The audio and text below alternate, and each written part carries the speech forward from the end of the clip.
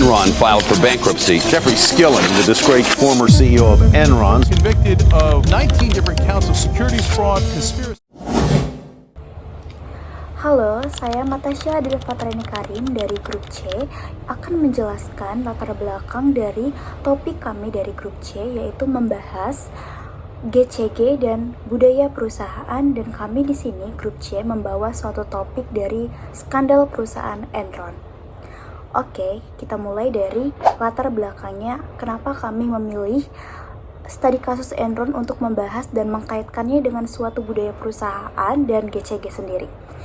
Di era globalisasi dan digital seperti sekarang ini, kepercayaan menjadi mata uang yang sangat berharga bagi sebuah perusahaan. Tidak cukup hanya mengejar laba besar, perusahaan harus mampu menunjukkan bahwa ia dijalankan dengan adil, bertanggung jawab, transparan, dan mampu dipertanggungjawabkan. Inilah inti dari Good Corporate Governance atau tata kelola perusahaan yang baik. Namun, apa jadinya jika semua prinsip itu runtuh?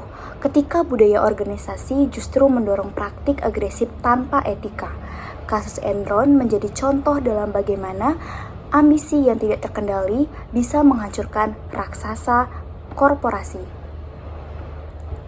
Di puncak kejayaan Enron, menjelma menjadi perusahaan energi besar dengan aset yang fantastis. Namun, praktik manipulasi keuangan dan budaya kerja yang sangat menekan akhirnya membuatnya jatuh menjadi Enron, bukan simbol keberhasilan, melainkan peringatan bagi dunia bisnis. Lebih dari sekedar skandal akuntansi, Enron adalah kisah tentang budaya perusahaan yang rusak. Ketika organisasi menanamkan nilai closing as many cash generating trade as possibly in the shortest amount of time sebagai ukuran sukses. Dengan nilai seperti itu, batas etika mudah diabaikan demi transaksi yang cepat dan menguntungkan secara instan. Melalui video ini, kita akan menjelajah bagaimana budaya perusahaan berperan sangat sentral dalam penerapan Good Corporate Governance. Kita akan meninjau bagaimana Enron gagal dalam prinsip transparansi, akuntansi, responsibility, dan independent, dan finance, serta bagaimana kasus tersebut memberi pelajaran berharga bagi perusahaan masa kini, khususnya di Indonesia, dan bagi generasi muda yang kelak pemimpin dunia bisnis. Selanjutnya, teman saya akan menjelaskan teori-teori yang akan kami bawa di dalam sebuah penjelasan GCG dan budaya perusahaan yang studi kasus terhadap perusahaan Enron. Nama saya Siti Zahra dari Grup C. Saya di sini akan menjelaskan teori-teori yang ada di Good Corporate Governance. Yang pertama ada agensi teori. Teori ini menjelaskan hubungan antara pemilik perusahaan sebagai prinsipal dan manajemen sebagai agen.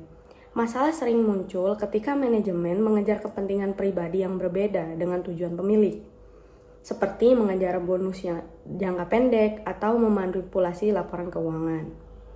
Karena itu, prinsip GCG penting diterapkan untuk mengurangi konflik ini. Lewat pengawasan yang baik, transparansi laporan keuangan, dan kejelasan tanggung jawab dalam organisasi. Yang kedua, stakeholder teori. Teori ini menekankan bahwa perusahaan tidak hanya bertanggung jawab kepada pemegang saham, tapi juga kepada semua pihak yang terdampak dalam kegiatan bisnis, mulai dari karyawan, konsumen, pemasok, pemerintah, hingga masyarakat.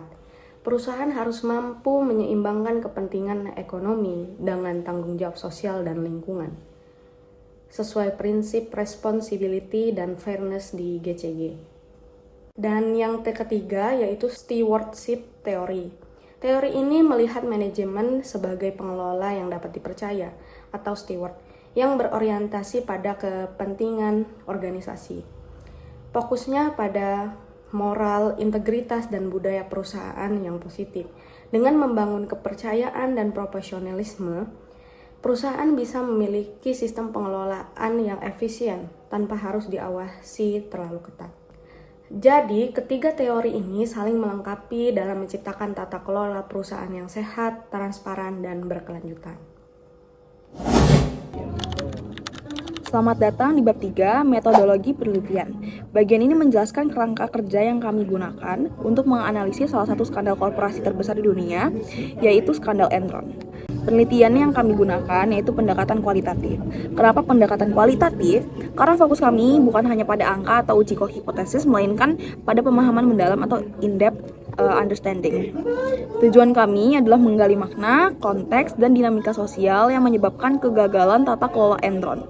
Oleh karena itu, kami memilih metode studi kasus. Metode ini memungkinkan kami menganalisis Enron secara holistik, melihat bagaimana budaya organisasi yang disfungsional dan nilai-nilai koruptif yang menghancurkan implementasi Good Corporate Governance atau GCG. Kami ingin memahami mengapa hal itu bisa terjadi, bukan sekedar apa yang terjadi. Selanjutnya mengenai sumber data. Penelitian ini menggunakan data sekunder. Sifat analisis kami yang konseptual dan historis mengandalkan sepenuhnya pada dokumen, laporan, dan literatur yang telah dipublikasi secara luas. Sumber utama kami meliputi artikel ilmiah dan jurnal akademik tentang GCG dan etika bisnis. Kami juga menggunakan buku-buku teks sebagai landasan teori, dan yang paling krusial adalah laporan investigasi dan dokumen hukum resmi yang menjadi sumber informasi faktual skandal ini. Selain itu, kami mengumpulkan data dari sumber daring kredibel termasuk publikasi lembaga terpercaya seperti Britannica, The Guardian, dan SCU Ethics. Seluruh data ini kemudian kami analisis untuk mengidentifikasi pola hubungan antara budaya agresif Enron dengan pelanggaran prinsip transparansi dan akuntabilitas GCG. 3.3 yaitu teknik pengumpulan data. Penelitian ini menggunakan studi pustaka, lalu data dikumpulkan dari sumber-sumber yang kredibel seperti cetak dan digital. Lalu langkah-langkah pengumpulan datanya yaitu mencakup 1. Identifikasi kata kunci seperti Enron Skandal, Corporate Governance Failure, Corporate Culture, Mark to Market. Yang kedua ada seleksi sumber, yaitu diambil dari sumber seperti jurnal akademik, laporan hukum, dokumen investigasi, dan situs terpercaya seperti Britannica, The Guardian, Planet Compliance. Lalu yang terakhir ada analisis isi, yaitu digunakan untuk menemukan konsep, teori, dan temuan empiris yang mendukung untuk kasus Enron ini. 3.4 yaitu teknik analisis data. Data dianalisis menggunakan analisis deskriptif kualitatif, yaitu dengan cara memahami dan menginterpretasikan informasi secara sistematis. Lalu ada 3 tahap dalam menganalisis data ini, yaitu yang pertama ada reduksi data dengan menyaring informasi penting seperti budaya, dominasi laba jangka pendek, dan kegagalan GCG. Lalu yang kedua ada penyajian data, yaitu menyusun hasil analisis dalam bentuk narasi tentang lemahnya kontrol internal, budaya agresif, dan praktik manipulasi. Lalu yang terakhir, yang ketiga, yaitu ada penarikan kesimpulan, di mana mengaitkan kasus Enron dengan teori GCG dan budaya perusahaan untuk melihat hubungan sebab akibat runtuhnya tata kelola. 3.5 Fokus analisis. Penelitian ini berfokus pada 2 hal utama, yaitu yang pertama hubungan penerapan budaya dengan penerapan GCG, yaitu dengan menilai bagaimana budaya kompetitif, orientasi laba berlebih, dan toleransi manipulasi terhadap GCG seperti transparansi, akuntabilitas, independensi, fairness itu diabaikan. Lalu yang kedua ada faktor penyebab utama kegagalan GCG di Enron, yaitu dengan menganalisis peran konflik kepentingan, lemahnya kontrol internal, auditor eksternal yang tidak independen, serta praktik akuntansi mark to market dan penggunaan SPA. Tujuannya adalah untuk memahami keterkaitan budaya disfungsional dengan tata kelola serta mengambil pelajaran untuk masa depan. Perkenalkan, nama saya Dava Sinambe dengan NPM 24560941. Di sini saya akan membahas bab 4 pembahasan. Jadi saya akan memulai dengan poin yang pertama, yaitu profil Enron Corporation. Enron adalah perusahaan energi asal Amerika yang berdiri tahun 1985. Pada masa jayanya, Enron dipandang sebagai perusahaan paling inovatif dan pernah masuk dalam daftar perusahaan terbesar di dunia. Mereka dikenal bukan hanya menjual energi, tapi juga melakukan berbagai inovasi dalam perdagangan energi berbasis pasar. Namun, di balik citra yang megah itu, Enron sebenarnya menyembunyikan praktik manipulasi laporan keuangan yang akhirnya menjerumuskan perusahaan pada salah satu skandal bisnis terbesar dalam sejarah. Poin kedua, yaitu budaya perusahaan di Enron. Budaya kerja di Enron bisa dikatakan sebagai akar dari masalah yang ada. Perusahaan ini menanam nilai ambisi berlebihan, tekanan kinerja yang ekstrim, dan obsesi terhadap keuntungan jangka pendek. Sistem penilaian karyawan yang keras mendorong persaingan tidak sehat hingga menciptakan lingkungan yang toksik. Dalam budaya seperti ini, praktik manipulasi dan ketidakjujuran lama-kelamaan dianggap hal yang normal, seolah-olah bagian dari strategi perusahaan untuk terus terlihat sukses di mata publik. Yang ketiga, kegagalan implementasi GCG. Kegagalan terbesar Enron pada pelanggaran prinsip-prinsip GCG. Prinsip transparansi dilanggar melalui laporan keuangan yang dipalsukan.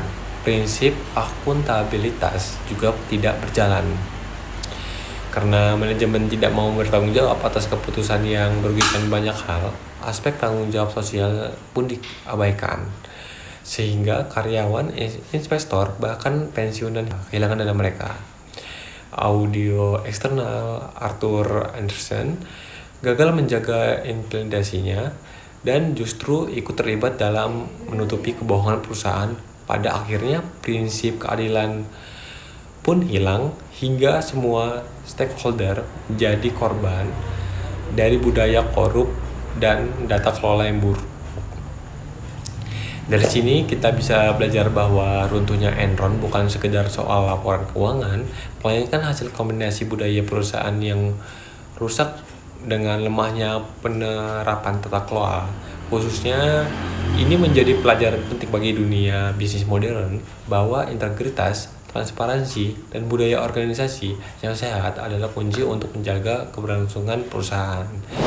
Wabarakatuh, saya David Rizalta dengan NPM 2416051051. Di sini saya akan menjelaskan poin keempat pada bab keempat makalah kami. Poin keempat yaitu dampak skandal Enron. Skandal Enron menjadi salah satu peristiwa paling mengejutkan dalam sejarah dunia bisnis modern. Pada puncaknya, Enron adalah perusahaan energi raksasa yang dianggap inovatif, namun dalam waktu singkat runtuh dan dinyatakan bangkrut pada akhir tahun 2001. Kebangkrutan ini bukan sekadar kegagalan bisnis biasa, tapi merupakan kebangkrutan korporasi terbesar pada masanya, dengan nilai aset lebih dari 63 miliar dolar yang lenyap begitu saja.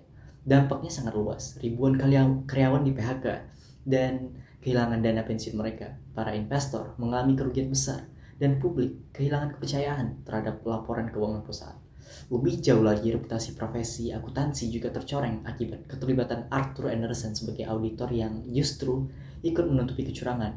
Dan dari sinilah lahir regulasi besar bernama Sarbanes-Oxley Act tahun 2002 yang memperketat standar transparansi, akuntabilitas, dan pengawasan terhadap perusahaan publik.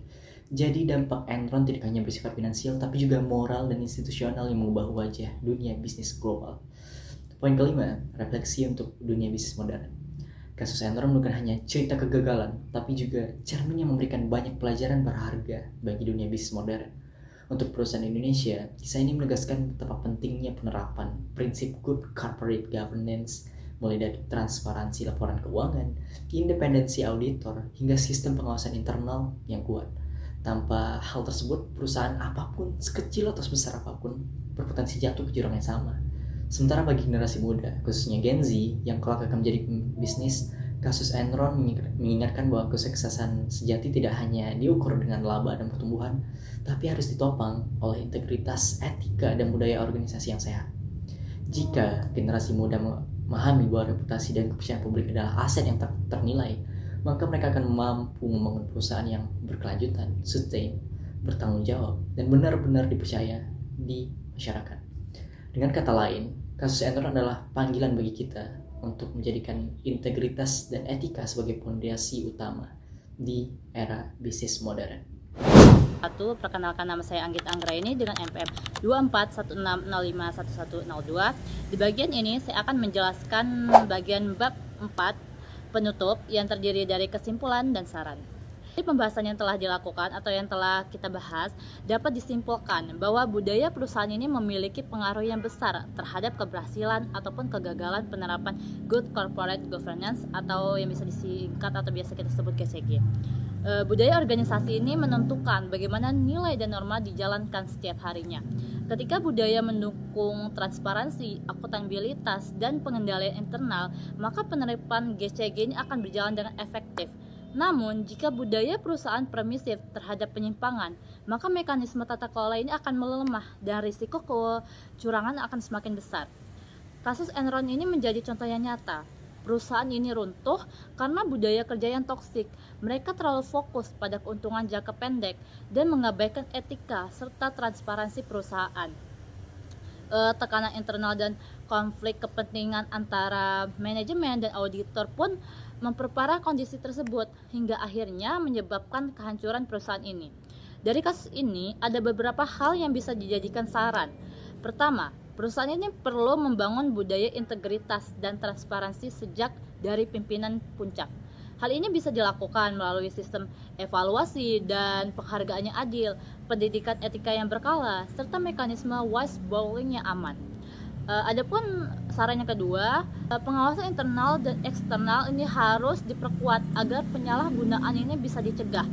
Nah, saran yang terakhir, generasi muda seperti kita, Gen Z, Gen Alpha ataupun gen-gen selanjutnya ini perlu melek terhadap prinsip GCG agar kita tidak mengulangi kesalahan yang sama di masa depan.